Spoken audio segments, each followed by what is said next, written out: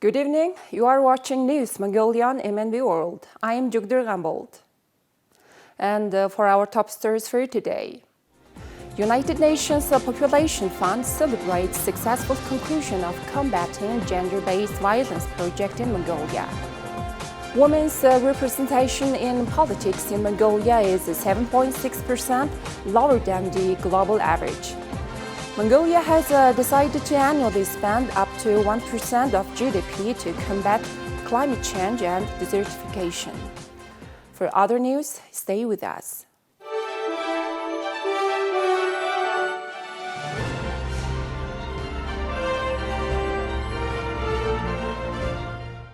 United Nations Population Fund Mongolia marked a significant milestone on June 13th as it celebrated the successful conclusion of the Combating Gender-Based Violence in Mongolia project.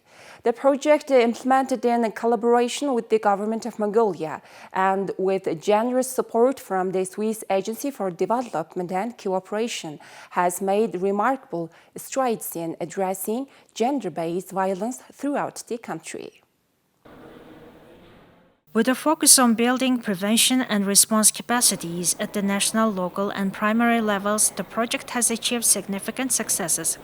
Advocacy and capacity building efforts have played a pivotal role in the revision and implementation of key legislation promoting gender equality and criminalizing domestic violence, such as the Law to Combat Domestic Violence and Law on Ensuring Gender Equality in Mongolia. One of the project's significant accomplishments is the institutionalization and sustainability of multi-sectoral response mechanisms, as well as providing comprehensive support to survivors of violence. Through improved data collection and analysis, the project has enhanced the understanding of gender-based violence, empowering evidence-based interventions. The key achievement of this projects are at different levels. At the policy environment level, we can say that the advocacy of project and capacity building of project contributed to the endorsement of law on combating domestic violence in Mongolia, which was followed by more than 30 standard operating procedure for different sectors to operationalize the implementation of law on combating domestic violence in Mongolia.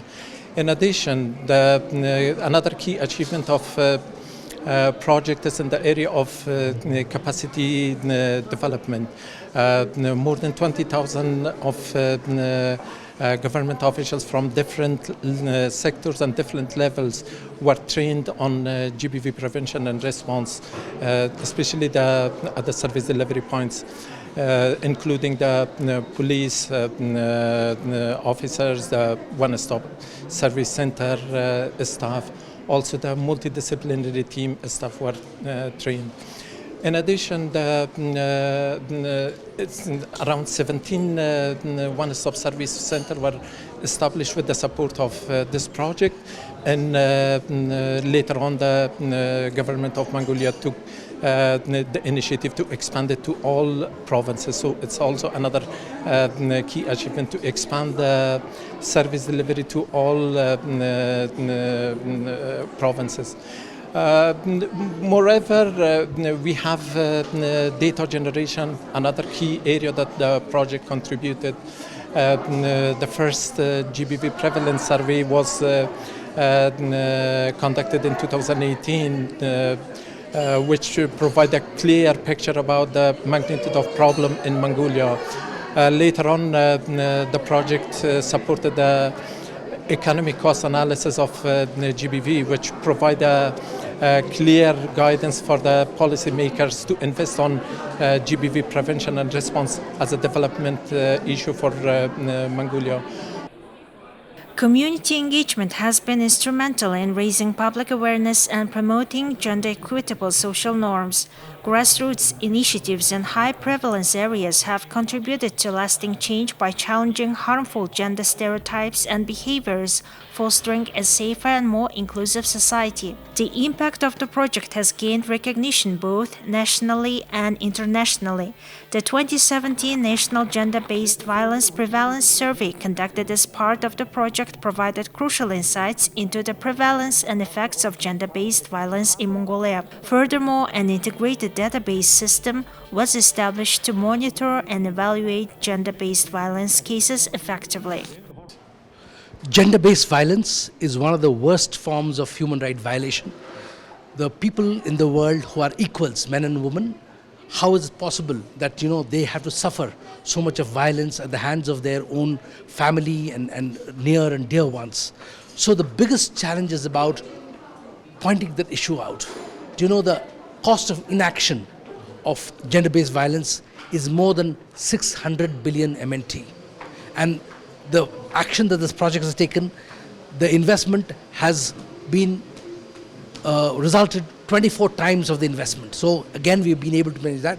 Some of the key factors of that, we've been able to help two major legislations to enable reduction of gender-based violence and making sure gender equality is in place. Second dimension is that we've not only provided protection to the victims of gender-based violence, there's been strengthened support for victims of gender-based violence, enabling them in building economic capacity. Some of these products and services you're seeing are being created by survivors to give them economic well-being and economic strength to live their lives again. But more important than even protection of those victims is the main fact that we are trying to also prevent gender-based violence. So a lot of the training and mindset change to do that is great, so that in Mongolian society we can completely look at where women are equally respected and given equal opportunities, and gender-based violence becomes a history. As part of the project's framework, 33 standard operating procedures were developed to strengthen the implementation of the law to combat domestic violence at various levels, ensuring a coordinated and effective response to incidents of violence. As the Combating Gender-Based Violence in Mongolia project concludes, UNFPA reaffirms its unwavering commitment to continue working towards a violence-free future for all individuals in Mongolia. The fight against gender-based violence remains an ongoing effort, and UNFPA remains dedicated to ensuring the safety and well-being of women and girls across the country. The successful collaboration between UNFPA, the Government of Mongolia, and the Swiss Agency for Development and Cooperation serves as a testament to the positive impact that can be achieved through joint efforts in combating gender-based violence. The lessons learned and accomplishments of this project will serve as a foundation for future endeavors and reinforce the commitment to creating a society free from violence and discrimination. In 2020, Mongolia ranked lower than various non-democratic countries, including North Korea, Tajikistan, and the United Arab Emirates. In terms of women's participation in politics, increased women's representation in Mongolian politics is crucial to addressing basic social issues such as illegal activities, corruption, bribery, and creating a child-friendly environment. According to the World Bank's International Comparative Study, there is a general trend of decreased corruption as the number of women members of parliament increases. In Mongolia, the 30% quota for women's representation in politics was initially approved in 2005. However, it was cancelled again in the 12 months preceding the 2007 elections. During that time, political parties nominated the bare minimal number of women as candidates, resulting in only 3 women serving in parliament for the following 4 years. This highlights the significance of quotas in promoting women's participation in politics. Over the last 3 elections, the quota for women was set 20%, and currently, the participation of women has finally reached 17%. Since 2009, the participation rate of women in the labor force has been declining year by year. This indicates a decrease in women's involvement in the formal workforce, with a gradual shift towards the informal sector. Despite having higher education, women are unable to fully benefit from their investment in the higher education. Increasing the current quota of 20% to 40% would create greater opportunities for women's participation in politics. The experiences of countries that have successfully enhanced women's involvement in politics demonstrate the effectiveness of increasing the representation of women in parliament. In Korea, starting from 2004, there has been a push to achieve a 50% representation of women through the proportional system. As a result, progress has been made in the adoption of women's quotas. Additionally, men have been encouraged to prioritize women by placing their names at the top of the candidate list. This practice has been made mandatory in the election law.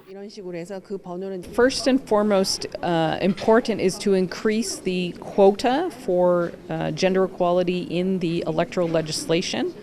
By increasing the quota, this will increase the number of candidates that are on the lists and are running for elections in Mongolia. So right now, the State Great Khural is discussing these changes to the legislation, and it's quite important to make this increase in the quota so that there will be additional candidates, female candidates, that will be running in the election and thus elected. However, an increase in the quota by 30 or even 40% does not equate to that number of female MPs that will actually be elected. So ideally, it would be better to have the higher quota, at least 40%. With that, potentially Mongolia has the opportunity to reach the global level of participation of women in decision making. In this context, it's quite important to have an equal playing field. Women are facing double standards, are facing discriminatory standards in their public life and in their private life. They also face harassment and challenges, lack of resources, in particular financial resources, to become candidates. Korea's experience demonstrates that in addition to implementing higher quotas, women's participation in politics has increased through improved access to childcare services and kindergartens. The second edition of the Green Finance International Forum is currently being held in Ulaanbaatar under the patronage of the President of Mongolia, commencing with a global leadership program called Sustainable Finance Week 2023. The forum commenced with a high-level decision featuring opening remarks by President Okhna Khulsukh of Mongolia. The Green Finance International Forum aims to promote global collaboration, understanding, and best practices in green financing.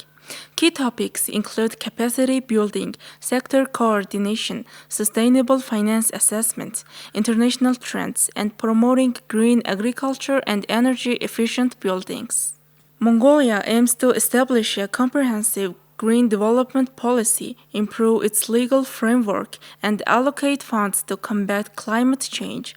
The private sector has actively contributed, resulting in the approval of Mongolia's National Sustainable Finance Roadmap and successful issuance of green bonds.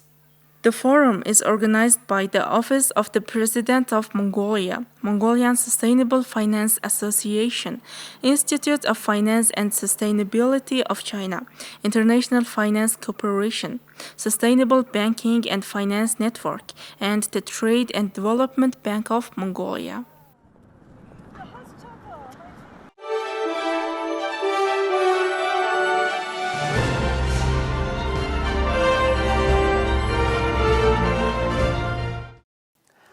Please take a look at the currency exchange rates provided by the Central Bank of Mongolia.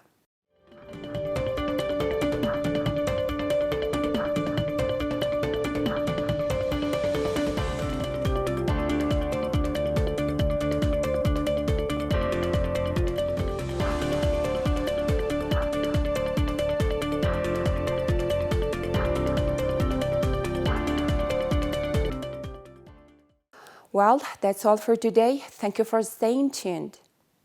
We'll see you next time with more news and updates. Have a nice day.